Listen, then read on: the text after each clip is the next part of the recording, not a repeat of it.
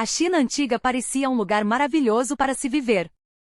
O sol brilhava, os pássaros cantavam e as crianças brincavam felizes nas praças das vilas. Isso até o Rio Amarelo transbordar e destruir absolutamente todas as suas plantações. Para piorar, tribos nômades em Dama da Noite a região e saqueavam o que sobrava. E como esse período histórico pode ser puramente mítico, talvez você nem existisse de verdade. O que certamente explicaria as pessoas atirando lasers pelos olhos. A civilização chinesa começou por volta do ano 2000 a.C. com a possivelmente mítica dinastia Xia. A história do país segue um padrão bem claro de ascensão e queda. Uma dinastia sempre começava com um líder poderoso trabalhando duro pelo bem do povo. Mas o tempo passava, os governantes ficavam corruptos e só pensavam no próprio umbigo. Alguém inevitavelmente construía um lago gigante cheio de álcool para se divertir. A população ficava furiosa, derrubava o governo e abria espaço para uma nova dinastia nascer. Seguindo essa regra, a dinastia Xia foi substituída pela Shan, que adorava bronze e escrita. Aí os líderes se corromperam e perderam o trono para a dinastia Zhou, fã de ferro e filosofia. O império desmoronou de novo e deu lugar à dinastia Qin, famosa por construir muralhas e exércitos de pedra. Só que eles eram tiranos demais e logo foram trocados pela dinastia Han. Os adoravam criar novas rotas comerciais e entrar em contato com as próprias emoções. Sob a liderança forte e popular do imperador Gaozu, a dinastia Han se firmou no poder por mais de 4 séculos. Foi uma verdadeira era de ouro na história chinesa, com grandes avanços na arte, política e tecnologia. Mas adivinha só, todos os líderes ficaram corruptos de novo. O maior problema do sistema político da China antiga era a famosa cultura de corte. Imagine por um segundo que você é o filho do imperador chinês. Sua vida é bem estranha, cheia de madrastas que querem te desviver e amigos de meia-idade castrados. Um dia, seu pai finalmente diz que te ama, mas sofre um ataque cardíaco fulminante e morre. Parabéns, agora você é um imperador, mas ainda é só uma criança que não faz ideia de como governar. Não se preocupe, porque todo mundo na corte está louco para te dar uma ajudinha com isso. O irmão da sua mãe aparece com um picolé e se oferece para governar a China no seu lugar. Mas os eunucos que cuidaram de você a vida toda também exigem o poder total. No fim da dinastia Han, uma sequência de imperadores crianças deixou o império nas mãos desses eunucos. Eles começaram a vender cargos públicos e a cobrar impostos absurdos dos mais pobres para enriquecerem. Enquanto a corte inteira se desviver por poder, os camponeses morriam de fome com uma seca de 2 anos. E obviamente o povo não estava nada feliz com essa situação. O povo sofria com a fome e impostos abusivos. Enquanto isso, a facção dos eunucos vivia no luxo total. O mago taoísta surgiu pregando a revolta. Ele culpou o imperador pela miséria do povo. Afirmou que a dinastia Han perderá o mandato do céu. O povo abraçou a ideia de derrubar a família imperial. O mago ainda encantou a todos com um gatinho fofo. Ele promandando ver reformas agrárias e ganhou seguidores. Seus adeptos passaram a usar turbantes amarelos. Em 184, a rebelião explodiu por toda a China. Milhões se levantaram contra o governo central. A corte imperial entrou em pânico total.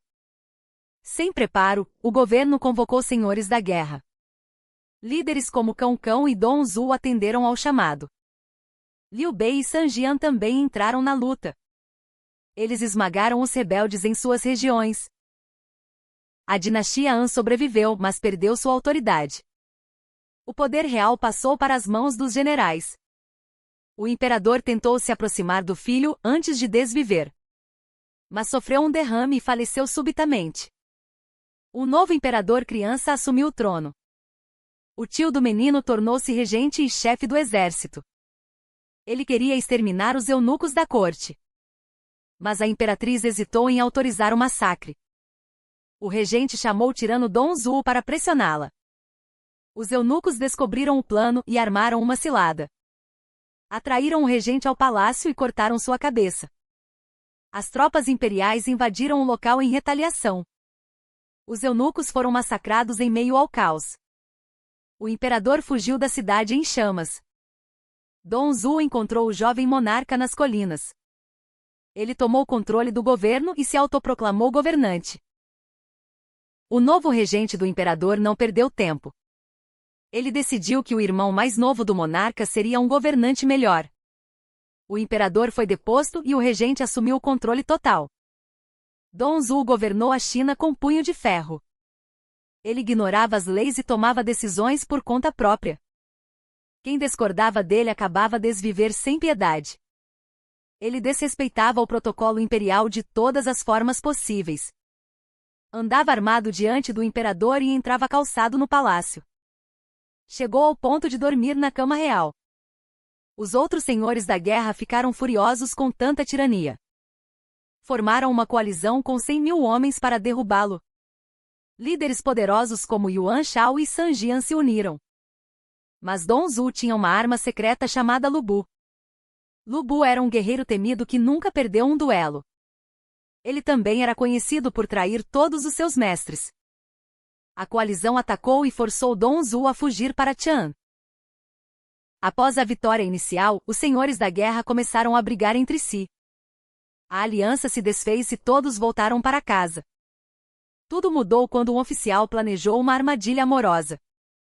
Ele promandando ver a mesma filha para Lu Bu e para Dong Zhuo. O regente tomou a moça como concubina e enfureceu o guerreiro. Mesmo avisado sobre a fama de traidor de Lu Bu, Dong Zhuo não se importou. O resultado foi a morte do tirano pelas mãos de seu próprio protegido. Dizem que o corpo de Dong Zhuo queimou por dias nas ruas. Com a morte dele, o governo central desmoronou de vez. A China mergulhou em um caos de guerra civil sem precedentes. Senhores da guerra começaram a disputar cada pedaço de terra. Yuan Shao e Yuan Shu iniciaram uma luta pelo poder familiar. Cao Cao começou a fortalecer seu exército com rebeldes derrotados. Sun Jian acabou morrendo em uma emboscada no sul. O cenário estava montado para um conflito interminável. Cao Cao ordenou que Sun Ce conquistasse o território do senhor da guerra Liu Kang. Sun Ce aproveitou a missão para expandir seus próprios domínios no leste. A família de Cao Cao vivia em uma província que acabou sendo atacada. Todos os seus parentes foram brutalmente desviver. Furioso, Cao Cao culpou o governador local pelo ocorrido. Ele lançou uma invasão cruel que resultou em 100.000 civis desviver. O governador pediu ajuda e o popular Liu Bei atendeu ao chamado. Enquanto Cao Cao lutava, Lu Bu organizou uma rebelião em sua terra natal. Cao Cao voltou rapidamente e derrotou Lu Bu, que fugiu para o leste. Lu Bu encontrou refúgio nas terras de Liu Bei e logo traiu. Liu Bei fugiu e buscou ajuda justamente de Cao Cao. Os dois uniram forças e derrotaram Lu Bu definitivamente. Lu Bu tentou se render, mas os conselheiros de Cao Cao alertaram sobre sua traição. Sem piedade, Cao Cao ordenou a execução de Lu Bu. Em seguida, Cao Cao convenceu o imperador a viver sob sua proteção. Ele passou a controlar o governo Han, despertando a inveja de seus aliados. Yuan Shu se autoproclamou imperador e foi isolado por todos. Ele tentou fugir para se encontrar com o irmão, mas desviver no caminho. Sun Ce assumiu o território, mas foi desviver logo depois. Seu irmão Sun Quan assumiu o comando no lugar dele. Liu Bei tentou atacar Cao Cao, mas foi completamente esmagado. Yuan Shao venceu seus rivais ao norte e voltou seus olhos para o sul.